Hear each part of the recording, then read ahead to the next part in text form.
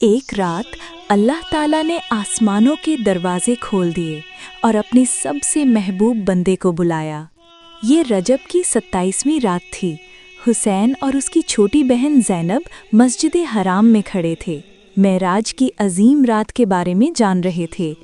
اللہ تعالیٰ اپنے پیارے رسول صلی اللہ علیہ وسلم کو مسجد حرام سے مسجد اقصیٰ تک لے گئے اور انہیں ایسی نشانیاں دکھائیں جو کسی نے پہلے کبھی نہ دیکھی تھیں۔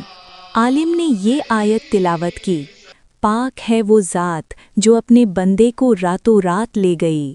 اس رات کا سب سے بڑا تحفہ نماز تھی۔ نبی کریم صلی اللہ علیہ وسلم سے محبت کا مطلب ہے ان کی پیروی کرنا۔ نماز پڑھو، مہربان بنو، سچ پر قائم رہو۔ ہمارے محبوب نبی حضرت محمد صلی اللہ علیہ وسلم پر سلام اور درود ہو۔